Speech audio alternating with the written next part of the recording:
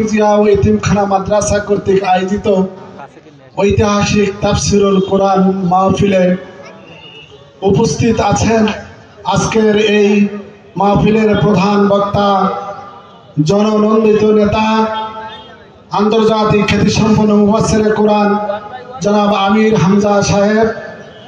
বিশেষ অতিথি আছেন ডক্টর হাবিবুর রহমান এবং আজকের অনুষ্ঠানের আরো বিশেষ অতিথি আছেন গণমানুষের সংগঠন বাংলাদেশ জামায়াত ইসলামের ঝিনাইদহ জেলা শাখার সম্মানিত আমির, কেন্দ্রীয় কর্ম পরিষদ সদস্য, ঝিনাইদহ হরিণাকুণ্ড 2 আসনের জাতীয় সংসদ প্রার্থী জননেতা আলী আজম মোহাম্মদ আবু বকর, মঞ্চে আমন্ত্রিত অতিথিবৃন্দ এবং সামনে উপবিষ্ট আমার আত্মার আত্মীয়, যাদের সাথে আমার রক্ত মাংসের সম্পর্ক, সেই আপনজনেরা, আসসালামু আলাইকুম ওয়া রাহমাতুল্লাহ।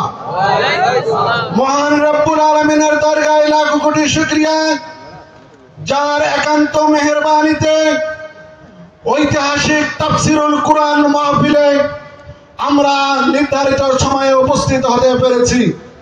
এই জন্য মহান স্রষ্টার দরবারে আমরা শুকরিয়া আদায় করি, সবাই বলে আলহামদুলিল্লাহ। লাখ কোটি দরুদ ও সালাম পেশ করছি বিশ্ব বরেণ্য নেতা, যার অনুসরণ এবং অনুকরণের মধ্যে আপনার আমার তথা সারা পৃথিবীর মানুষের মুক্তি নিহিত, সেই নবীর প্রতি আমরা দুরূদ পড়ি সাল্লাল্লাহু আলাইহি সাল্লাম।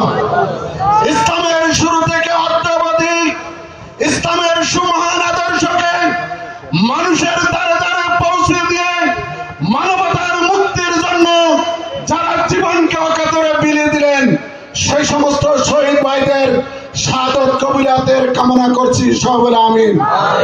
সম্মানিত উপস্থিতি, আজকে আমরা যে ঐতিহাসিক তাফসিরুল কোরআন মাহফিলে উপস্থিত হয়েছি, অর্থাৎ যে কোরআনকে নিয়ে আজকের এই আয়োজন, এই কোরআনের সংস্পর্শে পৃথিবীর যে মানুষগুলো এসেছে তারা সোনার মানুষে পরিণত হয়েছে।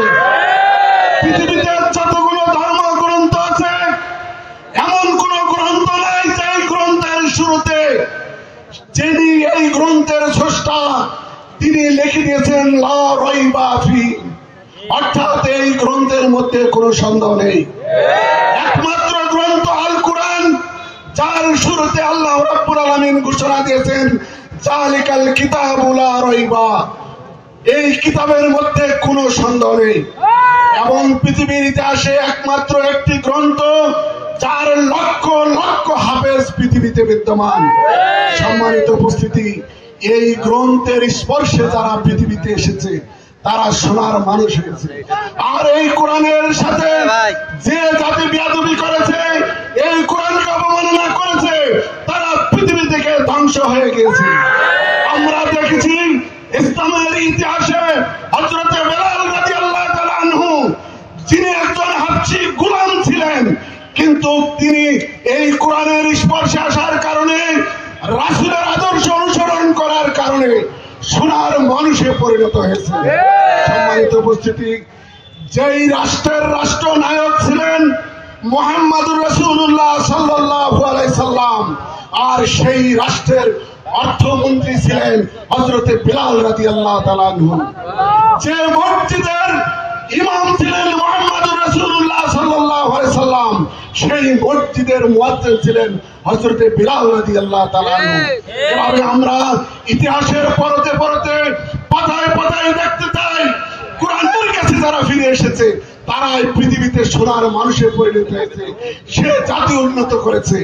এই জন্য আমার আপনজনেরা, আমার ইউনিয়নবাসী, এলাকাবাসী, আমরা বলতে চাই, পৃথিবীর এই দাউদাউকার আগুনকে যদি লিপে দিতে হয়, শান্তি করে দিতে হয়, তাহলে আমাদেরকে ফিরে আসতে হবে কোরআনের কাছে, আমাদেরকে ফিরে আসতে হবে রাসূলের সুন্নাহর কাছে। তাছাড়া বিকল্প আর কোনো মত এবং পথ থাকতে পারে না।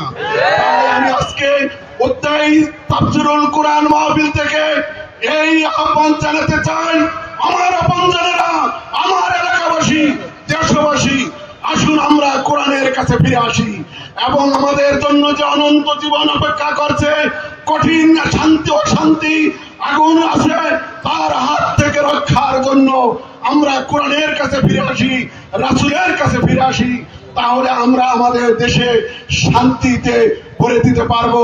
এই দেশ থেকে জুলুম, অন্যায়, অত্যাচারের সকল মূল উৎপাটন করে দিয়ে আমরা এই মানবতার মুখে হাসি ফোটাতে সম্ভব। আসুন আমরা কোরআনের কাছে ফিরে যাই, রাসূলের কাছে ফিরে যাই, এই প্রত্যাশা ব্যক্ত করে আমি আমার সংক্ষিপ্ত কথা শেষ করছি। আসসালামু আলাইকুম ওয়া রাহমাতুল্লাহ।